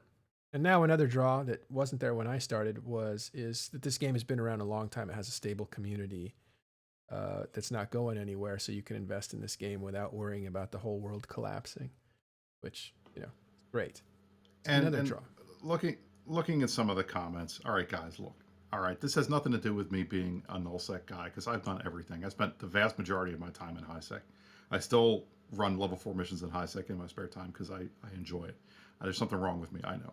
But the bottom line is, you want new players to stick around playing the game, right? So if a new player comes into a corporation that has a lot of members, they see a lot of activity, they have a lot of people who are willing to help them, that will hand them free ships, that will hand them information, and give them good advice on what to go and do. Why does it matter if it's Karma Fleet or Pandemic Horde or Goonswarm or whoever else? We want players to come into the game, have fun, and stick around. There should be no reason. Nobody should be complaining. Oh well, that's just making one group bigger or the other thing. You want new players to join the game and play it. At some point, folks decide whether they want to stick around in that null block or not, and they can go do something else. But in the beginning, when they're new and they're coming in and they're trying to figure out the game and figure out if this is something they want to do long term, coming into a community that welcomes them, that provides them with information, gives them free stuff, and sets them out and gives them stuff to do, that's a good thing. It's not a bad thing. So leave your anti-nullsec bigotry behind and recognize that some of these guys are trying to help the game better. No, I mean, look, if you get 20 people into a room, chances are you're going to meet a guy that you don't really get along with. You don't like the way he talks. You don't like his values. If you get into a room with 200 people, you're going to meet a bunch of them. And so it's not an issue of like, is it Horde? Is it Karma Fleet? Or who is it? It's kind of like you're subject to the culture or the advantages of numbers. And if you keep pushing the game into that corner, like, hey, look, the players will take care of you. Just go into that corner. They have to suffer the culture of that corner to the detriment of smaller groups. If they don't like it, there are other places that they can go, and there are other groups that have different cultures. But in the beginning, when they're still learning the game, they have a place to go that's gonna provide them with some backup, which is, I think. As an addition to this, I agree with you in principle. I agree that those are all incredibly important things and something that players should search out for. However, as of December, I no longer recommend nullsec as the only path towards that.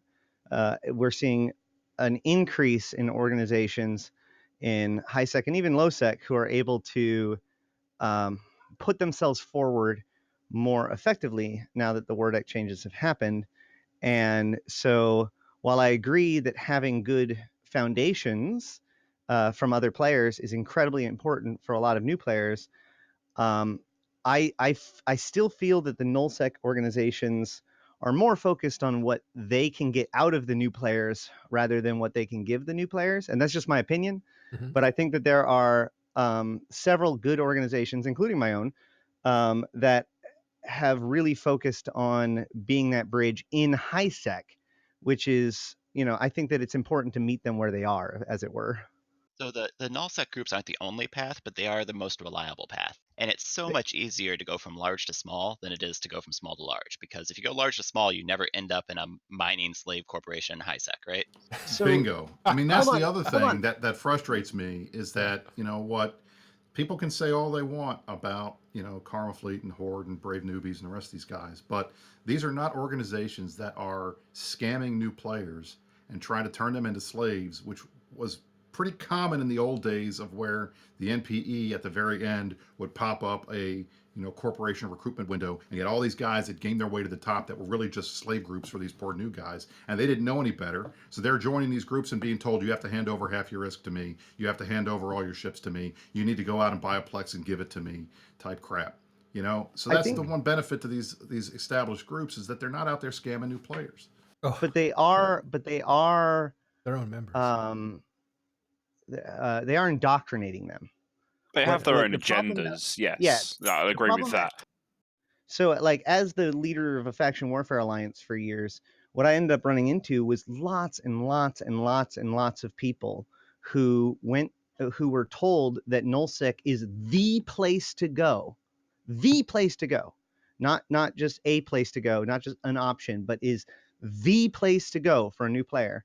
So then they go and do that, and they encounter all these people who tell them the quote unquote correct way to play, the quote unquote correct way to think about things, and give them all of these different opinions and ideas and assumptions, and then they don't like what they're doing because ratting is boring. Showing up to fleets and F1ing is only so interesting if that's what you want to do. There are people that are not good fits for that, and then they walk away from it thinking that this is what Eve is, and it's not. And so I think that, yeah, nullsec is really important, and I think these nullsec groups are really good for new players, but they aren't the only path, and they're not even the best path anymore. I mean, the issue is, like, if you get away from that, you get into nuance, right? And nuance is really hard to communicate. Please explain that a My bit more. my feeling about this is null groups give you a sense of security and consistency is sort of way I describe it. Like, everyone is welcome into these null groups. You can start off from the basic scanner and work your way up. What I also find is, as well, is a lot of the more experienced players, so they've been in the null group for a year or two, and they're getting disenfranchised, they're getting, cold feet, whatever you want to call it. You start seeing them going off and doing their own thing, and you'll see them go into the wormhole space, go into smaller faction warfare, go into low sec piracy and that sort of stuff, and they may come back. Like, everyone, like, I'm reading the chat, everyone's saying, like, if you're pushing everyone into the same four groups, we've got a fundamentally bad situation. And yes, I agree. If you're pushing people into the same full null blocks, then all you're going to end up with is north, south, east, and west in the game, which isn't good long term.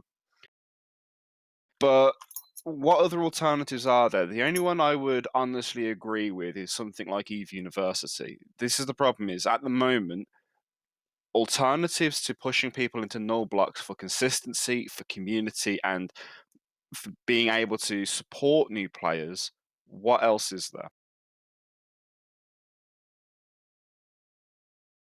Ash, you have to drop, you said? Oh, has to be. Well, I mean, Well, look, there was I a have no problem with the idea that there are other paths for new players besides the four null blocks, and I'm not saying that those are the only paths. I think those are the easiest paths, and that you'll find that players who are looking for trying to figure out how to play the game and get good advice, they're going to go to groups like that. But then you also have EV University and other groups that have been around a long time. You've got high sec groups. You've got a variety of low sec groups like Fed Up and those guys that are out there that are willing to bring new players in and teach them how to play. But it's connecting those players to those people that's the hard part. And You know, the one thing that I have seen over and over and over again is that the number one way to get a player hooked on Eve is to get them on comms, talking to other players, and provide them with a little bit of help in the beginning so that they're not having to flounder around by themselves. And if there's a way to do that that doesn't involve having to go to the four big nullsec groups, then that's fine. There's nothing wrong with it. But the fact that those are available and those options are available is a good thing. And I don't think people should be running those down just because it doesn't happen to be their personal play style. Uh, the best thing about Eve is that you have choices. And yeah, you may get into a group and hey, you may get indoctrinated, but folks don't stay there their whole careers. You don't have to stay there your whole career. You can move around. There are tens of thousands of Pandemic Horde and Karma Fleet and Brave and Eve University former members that are in other alliances that have started their own alliances that have done all kinds of other stuff in the game. But the benefit is that they're all still in the game, and it was because they had that little help at the beginning that kept them on and playing long enough to get hooked on Eve that they were able to go off and do something else. I don't think that's a bad thing, and I think it's a bad idea when we start harping on that as some kind of problem, when in reality most games would kill to have veteran groups of those sizes that are still playing that are willing to help new players get acclimated and get them hooked on the game. Matt Cloud, were Also, you going to what say something? Oh, sorry. Oh, no, I was just going to say, just before Briss sort of started up as such, that back in the day there wasn't four or five groups for new players. It was really only like two, maybe three. Like there was RVB and there was Eve University. Like Test, I think, was probably one of those ones that was kind of starting up. So, in a sense, being a new player, you've got a lot more options now than you did have before. And I think with the changes that have happened to the war deck mechanics, like you're probably going to get more options, in the like short to near future. So I'm not sure. Somebody else was going to speak in here. I want to cut them off. Was it Seraph? Serenus, I was just gonna say, Ernest.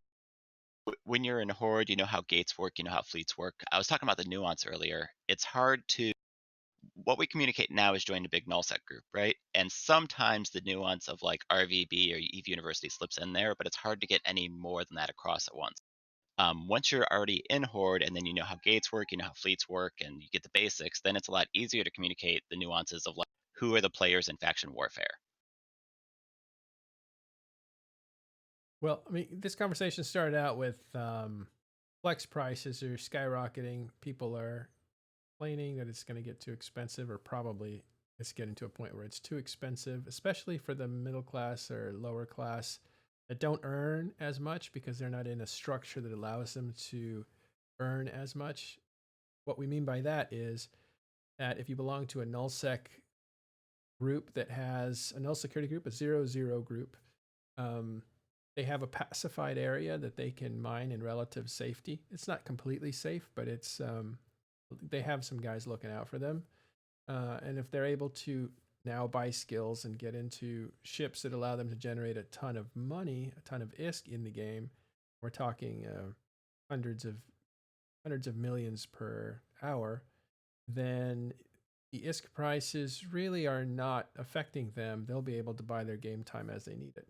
But the people who do not have that situation have to work a lot harder, a lot longer in order to earn the same amount to buy themselves an ever increasing Plex license for the month. So it's kind of it sounds very much kind of like a where do you define the point at which a full-time player of Eve is able to where's the price point for a full-time player Eve player to be able to plex their account, and how is that balanced in relation to someone who more like us who have a job and play on the evenings and weekends and have to actually end up paying via credit card.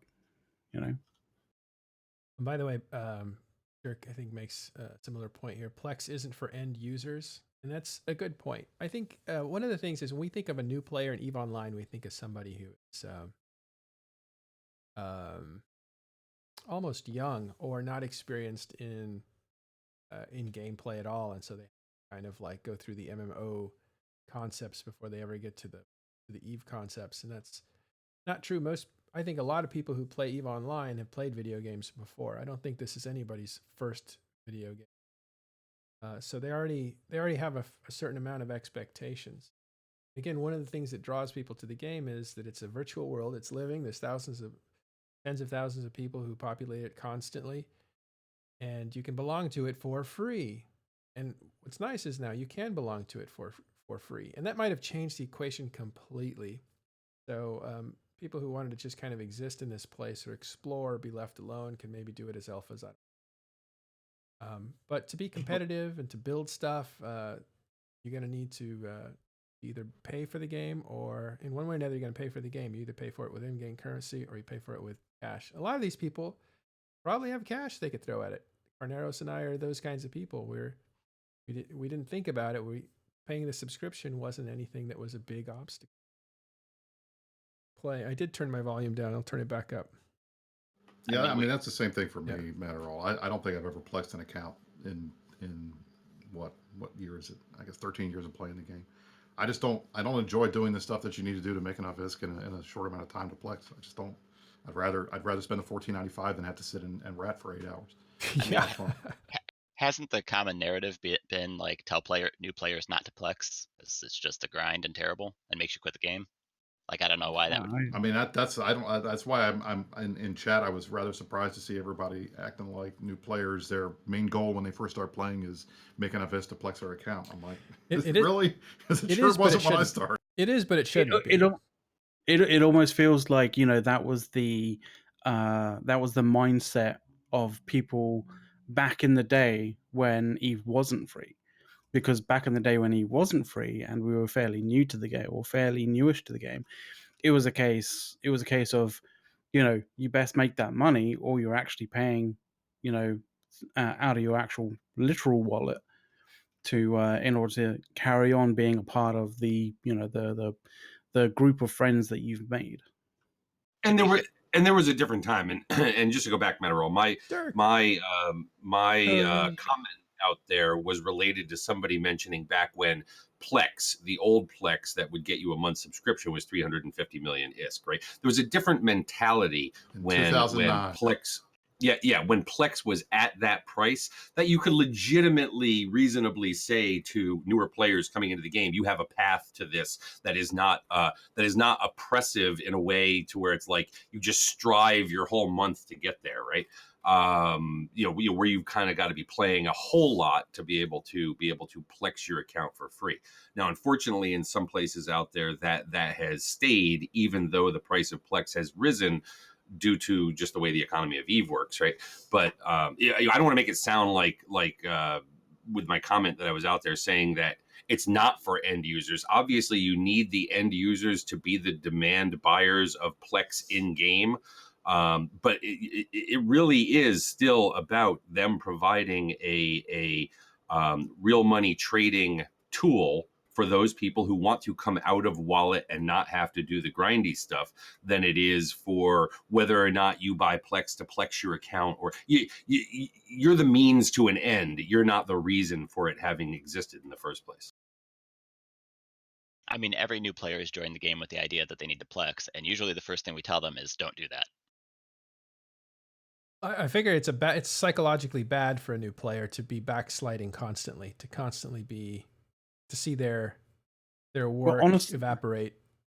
Well, honestly, do new players really even need to Plex, their next month? Are they actually going to get to the point where they need to Plex in order to, carry on with the skill training that they need to do after that month? Because I really doubt that. They should develop sponsorship programs where like very wealthy players can be patrons to they do. You have to do it yourself, though, right? In a way, they do, and in a way, so much of what players take upon themselves in this, it goes back to what you guys were talking about a little while ago. I think as soon as I kind of got in, right, about these player organizations out there that didn't used to help noobs kind of come up in the game, the way that they do on a much larger scale now. You know, in many ways, these organizations are better than EVE Online itself, the developer part of the game, can ever be at training new players. But the problem is there's training and helping. Training and helping is part of it, but then there's indoctrination. Oh, right? That comes. That's your price. Oh, here we go. It's your price to the party, bro. Yeah, it's, and well, I guess thought you communists were all about indoctrination, man. I guess it's okay. No, I'm not. I don't know what you're talking about. That was a joke. Don't bite at it. But it's very much. I don't know. I guess if you join a team, you join a team, right? You're supposed to be like opposing and not liking the other team, but it's much more serious in EVE Online than, hey, we're going to fight these guys because we don't like them. I mean, in EVE Online, you're trained to really hate the enemy. Like, you're not trained, but I don't know. Some people buy it, some people don't. I guess it depends on what you're looking for. Well, in the same way. In the same way that you said, Matterall, like, you know, when you go into these large groups, like there's probably a subset of that large group that you probably don't like to a certain degree. You know, and you know, if it's flipped on the other way around, where you come into it and you find that a large proportion of the people you don't really like, but there is a subset that you do, you know, you can survive in that kind of in that scenario, learning the game kind of thing, but you'll be looking for, you know, other situations, like, you know, we're looking to see where the grass is greener, you know. So Christy's been asking me in the comments to talk about this, his or her comment about if CCP adds remote buying for a markup, that they will add an arbitrary price ceiling to those skills. I don't think anybody's arguing that that's going to happen. The question is what the price ceiling will be and on what skills is it for. But it's not going to be for the highest margin skills, the ones that folks are going to want to keep buying, the ones that people make a lot of money on. But yeah, obviously there'll be a price ceiling, but there's a price floor right now. So what's the difference? You're not going to be able to gouge people for buying stuff that should be simple, and you're not going to be able to scam people as well as you used to in the past. I don't see a problem with it. You know, yeah, fine. You know, you're never going to see any, if they set the price to buy a frigate skill at 5 million ISK, you're never going to see anybody selling it for more than that. That's fine. There's plenty of other stuff that you can sell and make margins off of, and there's plenty of other skill books that you can sell and make margins off of. I don't think that's a legitimate gripe. The gouging in deep space was just ridiculous. It is, you know, and there's still going to be people that do the scam. People are going to do scams. I mean, you're still going to see the Sino for 1 billion ISK, and the skill book for that you can get on this character sheet for less. A lot of old players are going to keep doing what they've always been doing because that's their muscle memory. So yeah, there's still going to be opportunities for that, but I just don't see the issue. I just don't see why that's a bad thing. I get it if you're moving something bulky and it takes time and you need a jump freighter and you have all these expenses with fuel, and so there's a markup in deep space for getting the same thing you get in high sec space. Sure, makes total sense. But I mean, skill books you can put in a fast little frigate and move them out, and hundreds of them.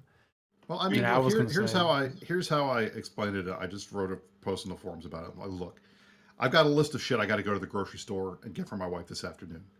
Now, with this change, skill books is not on the list. Getting a skill book has been an errand task that makes EVE more like a second job than a game. It's one of these little things that we have to do. It's a pain in the ass that everybody knows they have to do to be able to enjoy the game, and they're just taking that away. There's nothing wrong with that. I mean, I could Instacart my groceries and not have to leave the house, and that would save me all these problems.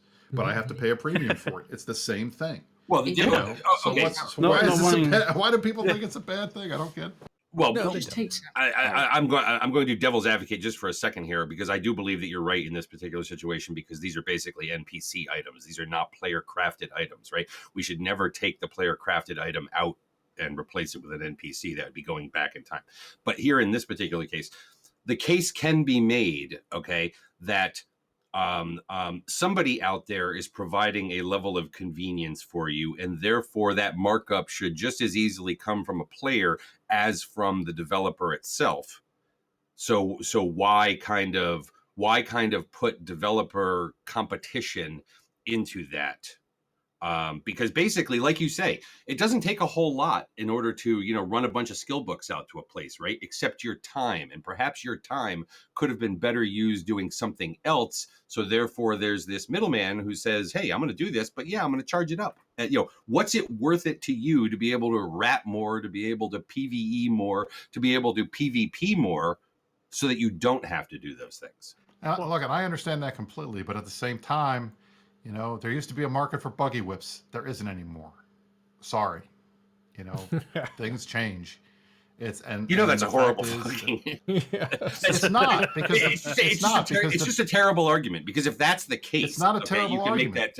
make that to anything. Just be like, well, at one time there was, and now there's not. The point is that this is how it used to be. This is how it's going to be in the future, and there are going to be new markets that come up and different things that are created that don't have anything to do with this. And frankly, I think it's going to be more beneficial. If somebody is sitting in a station waiting to go on a fleet but can't because they can't fly any of the ships because they don't have the skill books trained and there's not a market, now they can fix that. That's good for content.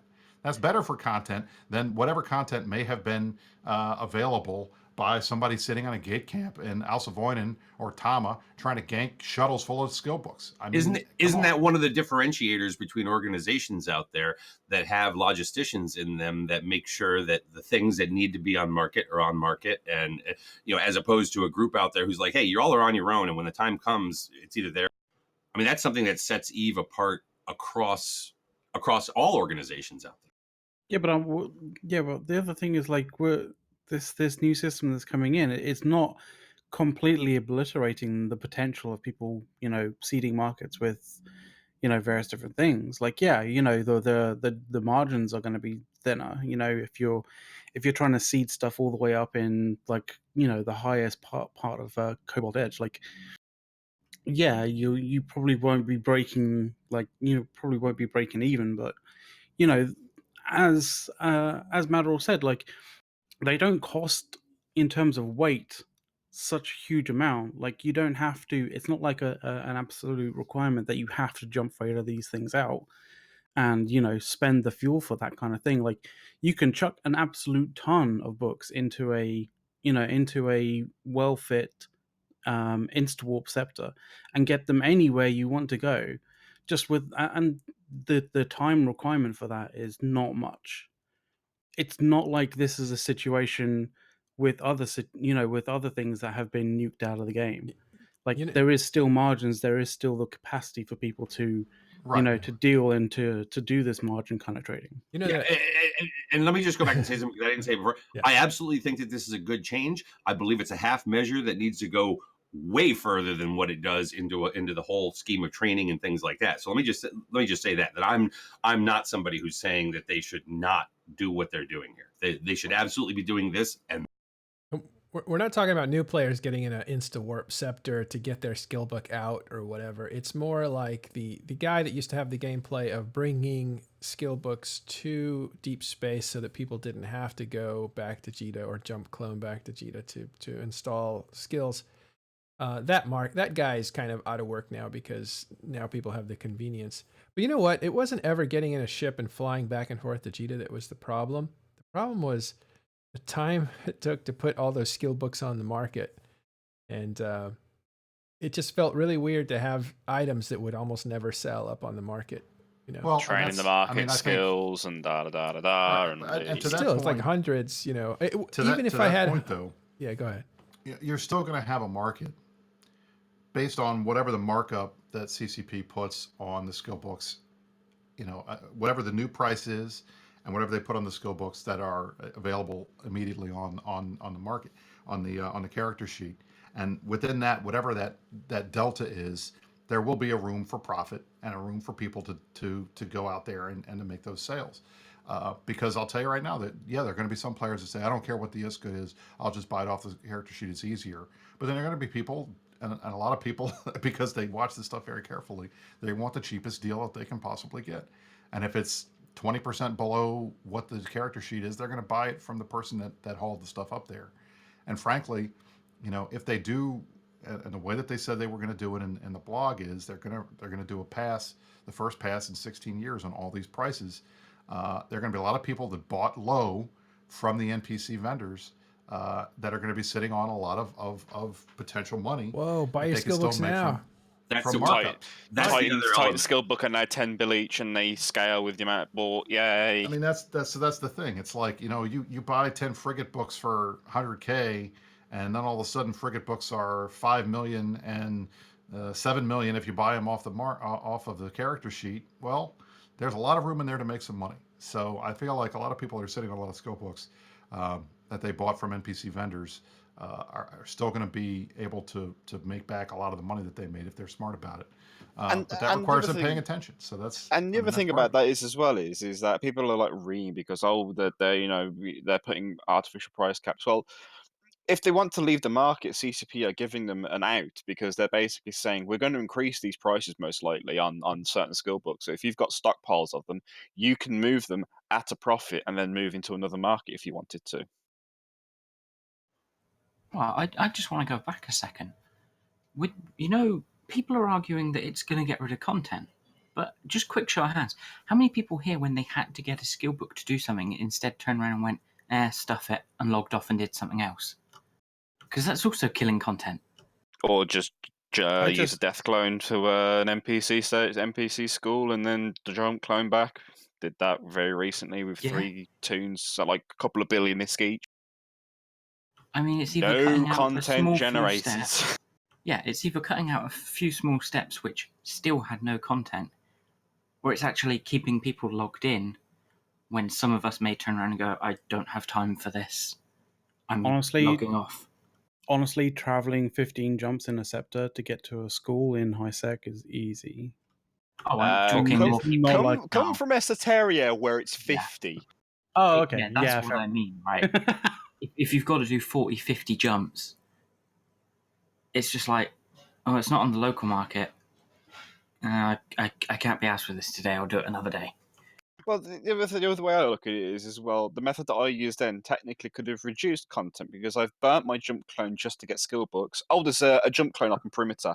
Have fun, guys. I'll log off and see you in a couple of hours because I can't get there in 30 minutes. Yeah. So not much. You have a point. Yeah. Jump cloning and then death cloning back to get skill books is more likely to reduce the amount of people being active in content generated by other players than being able to buy them, at a convenience tax, straight off the skill thing. And how many of those people? This is hypothetical because I know there can't be a guaranteed number to it, but how many people are then going to go out PvPing, right?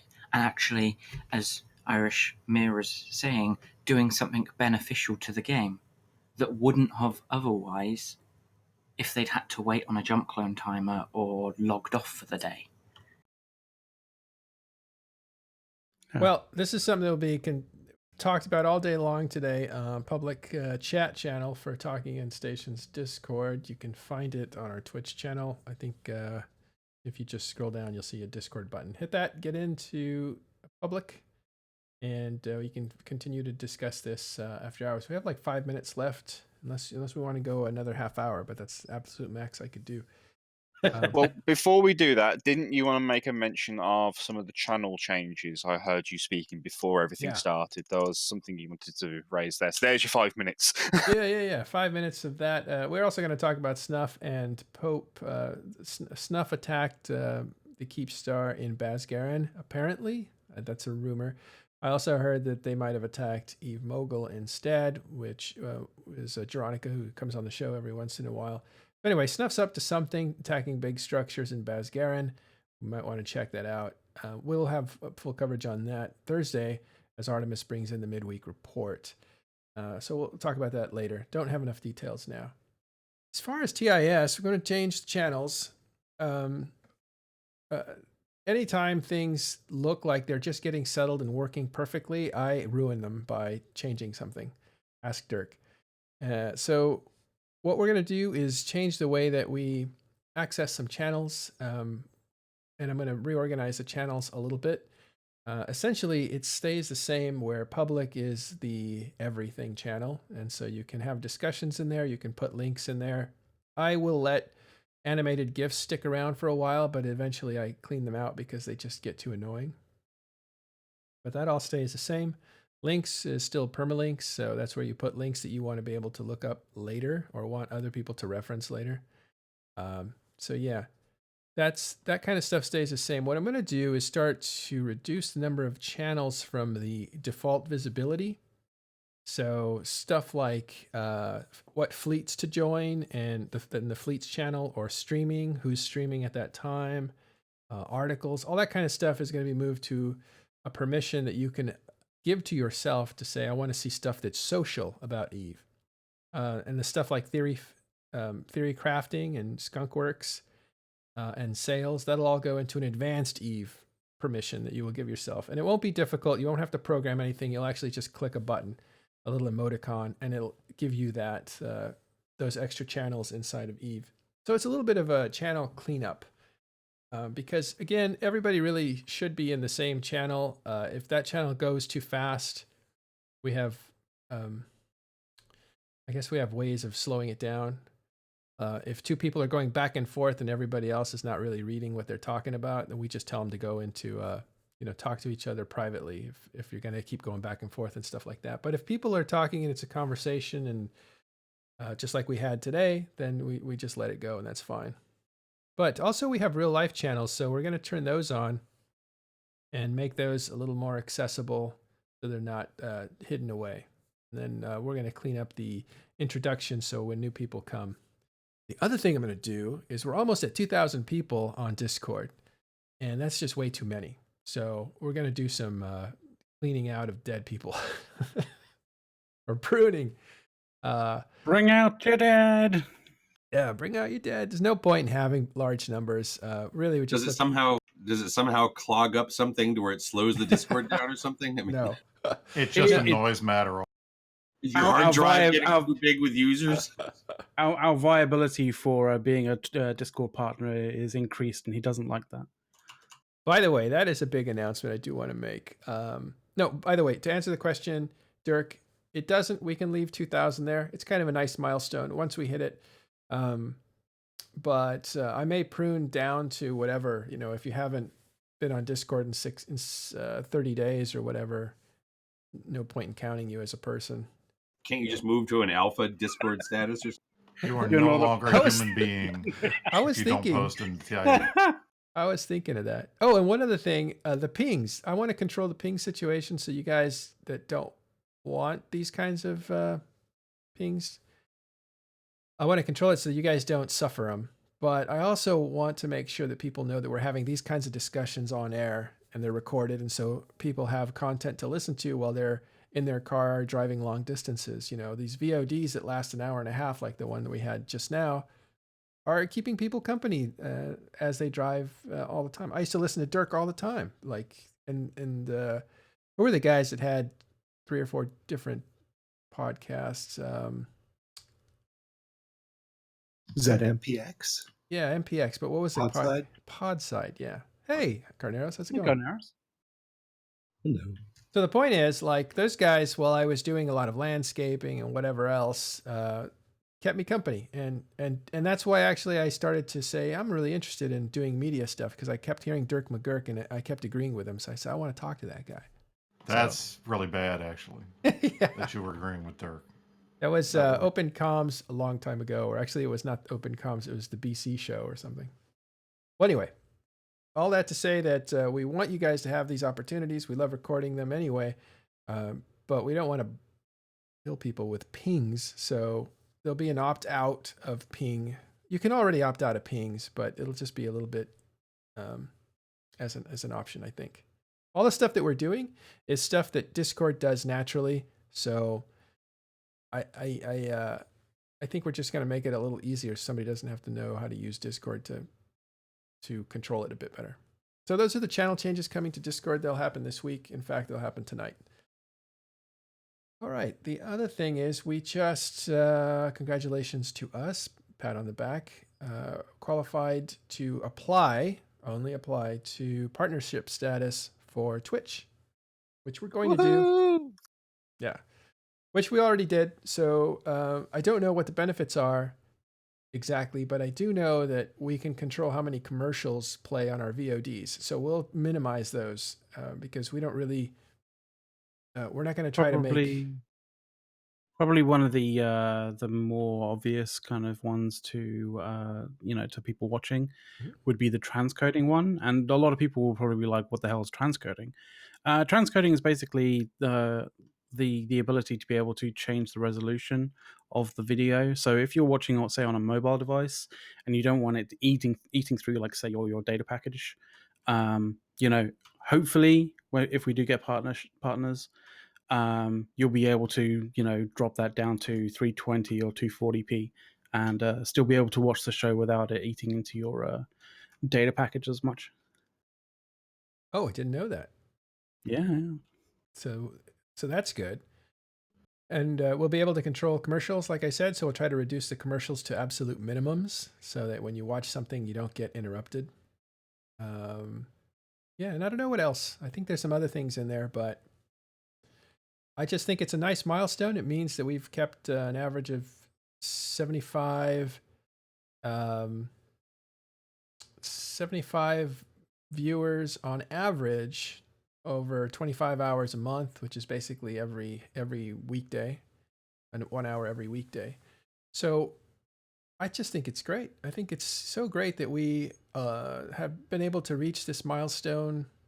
In 1 month, we got affiliate, and in this before the second month, we're getting a chance at partnership. It's a real credit to all you viewers. Third month, we will rule the world.